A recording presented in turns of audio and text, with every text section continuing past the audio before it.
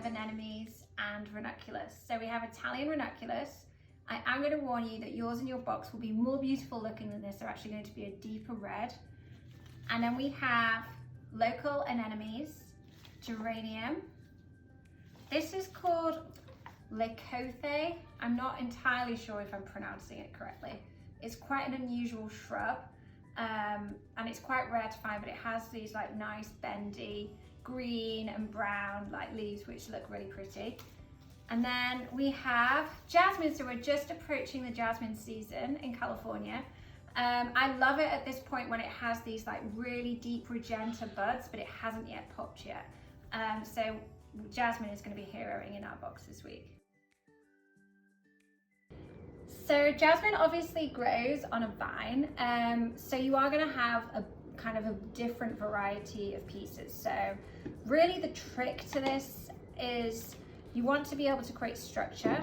It's nice to kind of absorb the whirls and twirls and bends of jasmine, but similarly, if you've got a piece that's just going to hang too much, you do probably want to cut that down a bit. It's nicer to cut it at one end and then strip off the leaves a little bit so you can still keep like the natural bend at the end so you don't have a blunt edge. But essentially what is nice, what you're trying to do is just dress the vase with the jasmine, really. And just embrace like the natural length.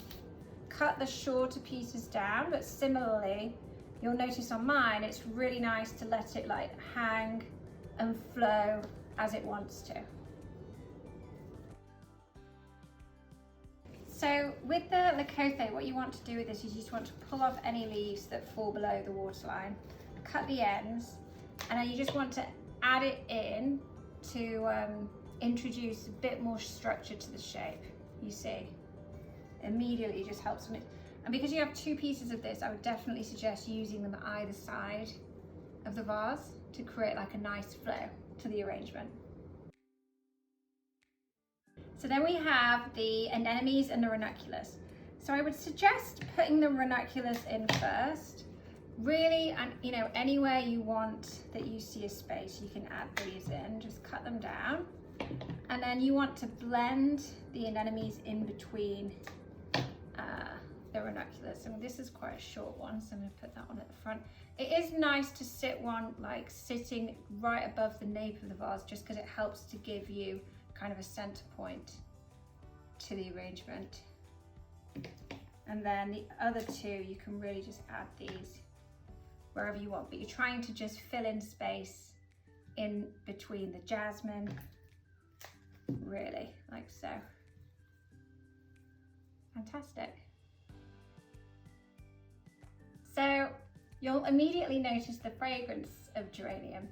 Geranium is quite funny because some people associate it with being like a really kind of 60s green, and it was, you know, it's a bit like carnations, like it's been forgotten about and people kind of associate it with being a bit old-fashioned, but it has such a great fragrance.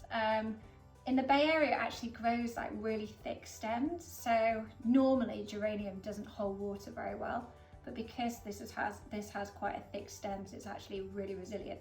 So I love it because I think that it's nice to just blend in between anywhere you see a space, just to bring like a bit more green to this meadow style arrangement. And it's so nice this time of year because it's actually hard to find floral elements. You'll notice this if you go to a flower shop. It's actually really hard to find greens that have a fragrance. So we're really lucky that we've got Nico's jasmine and Javier's geranium this week, and that we've really got a very full arrangement with a lot of fragrance to it.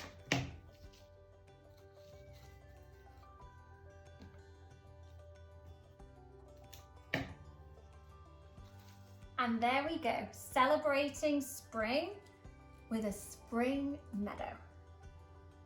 And as you know, I am very excited about our flower press book, so don't forget, a couple of elements that are going to be really brilliant to capture are going to be the anemone and also this incredible luscious green.